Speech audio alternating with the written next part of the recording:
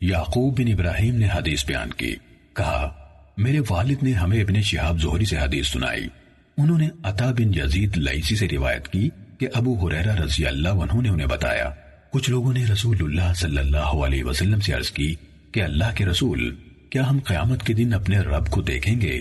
تو رسول اللہ صلی اللہ علیہ وسلم نے فرمایا، کیا تمہیں پورے چاند کی رات کو چاند دیکھنے میں کوئی دقت محسوس ہوتی ہے؟ لوگوں نے کہا نہیں اے اللہ کے رسول۔ آپ صلی اللہ علیہ وسلم نے فرمایا، جب بادل حائل نہ ہوں تو کیا سورج دیکھنے میں تمہیں کوئی دقت محسوس ہوتی ہے؟ صحابہ نے عرض کی، نہیں اے اللہ کے رسول۔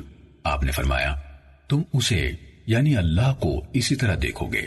اللہ تعالیٰ قیامت کے دن تمام لوگوں کو جمع کرے گا، پھر فرمائے گا جو شخص جس چیز کی عبادت کرتا تھا اسی کے پیچھے چلا جائے، چنانچہ جو سورج کی پوجا کرتا تھا وہ سورج کے پیچھے چلا جائے گا، جو چاند کی پرستش کرتا تھا وہ اس کے پیچھے چلا جائے گا، اور جو طاغوتوں یعنی شیطانوں بتوں وغیرہ کی پوجا کرتا تھا وہ طاغوتوں کے پیچھے چلا جائے گا، اور صرف یہ امت اپنے منافقوں سمیت باقی رہ جائے گی۔ اس پر اللہ تبارک و تعالی ان کے پاس اپنی اس صورت سے مختلف صورت میں آئے گا جس کو وہ پہچان سکتے ہوں گے، پھر فرمائے گا میں تمہارا رب ہوں۔ وہ کہیں گے ہم تجھ سے اللہ کی پناہ چاہتے ہیں، ہم اسی جگہ ٹھہرے رہیں گے یہاں تک کہ ہمارا رب ہمارے پاس آ جائے۔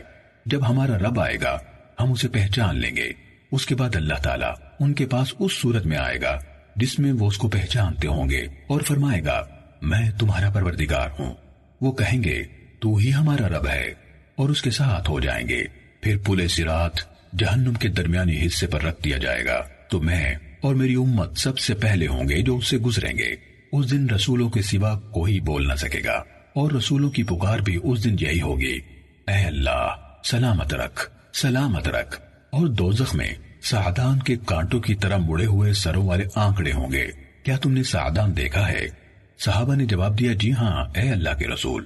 آپ صلی اللہ علیہ وسلم نے فرمایا، وہ آنکڑے سعدان کے کانٹوں کی طرح ہوں گے، لیکن وہ کتنے بڑے ہوں گے اس کو اللہ کے سوا کوئی نہیں جانتا۔ وہ لوگوں کو ان کے اعمال کی بنیاد پر اچک لیں گے، ان میں سے بعض ہلاک کیے جانے والے ہوں گے یعنی اپنے عمل کی وجہ سے، اور ان میں سے کچھ ایسے ہوں گے جنہیں نجات دیے جانے تک بدلہ چکانا ہوگا، یہاں تک کہ جب اللہ تعالیٰ بندوں کے درمیان فیصلے سے فارغ ہو جائے گا اور ارادہ فرمائے گا کہ اپنی رحمت سے جن دوزخیوں کو چاہتا ہے آگ سے نکالے، تو وہ فرشتوں کو حکم دے گا کہ ان لوگوں میں سے جو اللہ کے ساتھ کسی چیز کو شریک نہیں ٹھہراتے تھے، لا الہ الا اللہ کہنے والوں میں سے جن پر اللہ تعالیٰ رحمت کرنا چاہے گا، انہیں آگ سے نکال لیں۔ فرشتے ان کو آگ میں پہچان لیں گے، وہ انہیں سجدوں کے نشان سے پہچانیں گے۔ آگ سجدے کے نشانات کے سوا آدم کے بیٹے کی ہر چیز کو کھا جائے گی، کیونکہ اللہ تعالیٰ نے آگ سجدے کے نشانات کو کھانا حرام کر دیا ہے۔ چنانچہ وہ اس حال میں آگ سے نکالے جائیں گے کہ جل کر کوئلہ بن گئے ہوں گے، ان پر آب حیات ڈالا جائے گا، تو وہ اس کے ذریعے سے اس طرح اگائیں گے جیسے سیلاب کی لائی ہوئی مٹی میں گھاس کا بیج پھوٹ کر اگاتا ہے۔ پھر اللہ تعالیٰ اپنے بندوں کے درمیان فیصلے سے فارغ ہو جائے گا، بس ایک شخص باقی ہوگا جس نے آگ کی طرف منہ کیا ہوا ہوگا۔ یہی آدمی تمام اہل جنت میں سے جنت میں داخل ہونے والا آخری شخص ہوگا۔ وہ عرض کرے گا، میرے رب میرا چہرہ آگ سے پھیر دے، کیونکہ اس کی بدبو نے میری سانسوں میں زہر بھر دیا ہے اور اس کی تپش نے مجھے جلا ڈالا ہے۔ چنانچہ جب تک اللہ کو منظور ہوگا وہ اللہ کو پکارتا رہے گا۔ پھر اللہ تبارک و تعالی فرمائے گا، کیا ایسا ہوگا کہ اگر میں تمہارے ساتھ یہ حسن سلوک کر دوں تو تم کچھ اور مانگنا شروع کر دو گے؟ وہ عرض کرے گا، میں تجھ سے اور کچھ نہیں مانگوں گا۔ وہ اپنے رب عز و جل کو جو عہد و پیما وہ لینا چاہے گا دے گا، تو اللہ اس کا چہرہ دوزخ سے پھیر دے گا۔ جب وہ جنت کی طرف رخ کرے گا اور اسے دیکھے گا تو جتنی دیر اللہ چاہے گا وہ چپ رہے اتنی دیر چپ رہے گا، پھر کہے گا، میرے رب مجھے جنت کے دروازے تک آگے کر دے۔ اللہ تعالیٰ اسے کہے گا، کیا تم نے عہد و پیما نہیں دیے تھے کہ جو کچھ میں نے تمہیں عطا کر دیا ہے اس کے سوا مجھ سے کچھ اور نہیں مانگو گے؟ تجھ پر افسوس ہے آدم کے بیٹے، تم کس قدر عہد شکن ہو۔ وہ کہے گا، اے میرے رب، اور اللہ سے دعا کرتا رہے گا حتیٰ کہ اللہ اس سے کہے گا، کیا ایسا ہوگا کہ اگر میں نے تمہیں یہ عطا کر دیا تو اس کے بعد تو اور کچھ مانگنا شروع کر دے گا؟ وہ کہے گا، تیری عزت کی قسم اور کچھ نہیں مانگوں گا۔ وہ اپنے رب کو جو اللہ چاہے گا عہد و پیما دے گا، اس پر اللہ اسے جنت کے دروازے تک آگے کر دے گا۔ پھر جب وہ جنت کے دروازے پر کھڑا ہوگا تو جنت اس کے سامنے کھل جائے گی۔ اس میں جو خیر اور سرور ہے وہ اس کو اپنی آنکھوں سے دیکھے گا۔ تو جب تک اللہ کو منظور ہوگا وہ خاموش رہے گا، پھر کہے گا میرے رب مجھے جنت میں داخل کر دے۔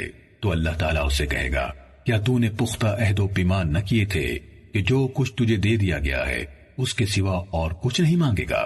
ابن آدم تجھ پر افسوس، تو کتنا بڑا وعدہ شکن ہے۔ وہ کہے گا اے میرے رب میں تیری مخلوق کا سب سے زیادہ بد نصیب شخص نہ بنوں۔ وہ اللہ تعالیٰ کو پکارتا رہے گا حتیٰ کہ اللہ عز و جل اس پر ہنسے گا، اور جب اللہ تعالیٰ ہنسے گا تو فرمائے گا جنت میں داخل ہو جا۔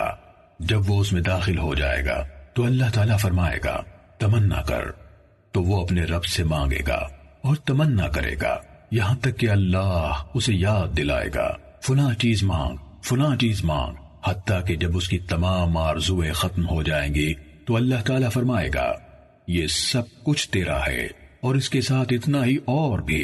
عطا بن یزید نے کہا کہ ابو سعید خدری رضی اللہ عنہ بھی ابو ہریرہ رضی اللہ عنہ کے ساتھ موجود تھے۔ انہوں نے ان کی کسی بات کی تردید نہ کی، لیکن جب ابو ہریرہ رضی اللہ عنہ نے یہ بیان کیا کہ اللہ تعالیٰ اس آدمی سے فرمائے گا یہ سب کچھ تیرا ہوا اور اس کے ساتھ اتنا ہی اور بھی، تو ابو سعید رضی اللہ عنہ فرمانے لگے ابو ہریرہ اس کے ساتھ اس سے 10 گنا اور بھی۔ ابو ہریرہ رضی اللہ عنہ نے کہا مجھے تو آپ کا یہی فرمان یاد ہے، یہ سب کچھ تیرا ہے اور اس کے ساتھ اتنا ہی اور بھی۔ ابو سعید رضی اللہ عنہ نے کہا میں گواہی دیتا ہوں کہ میں نے رسول اللہ صلی اللہ علیہ وسلم سے سن کر آپ کا یہ فرمان یاد رکھا ہے، یہ سب تیرا ہوا اور اس سے 10 گنا اور بھی۔ ابو ہریرہ رضی اللہ عنہ نے کہا یہ جنت میں داخل ہونے والا سب سے آخری شخص ہوگا۔ صحیح مسلم حدیث نمبر 451۔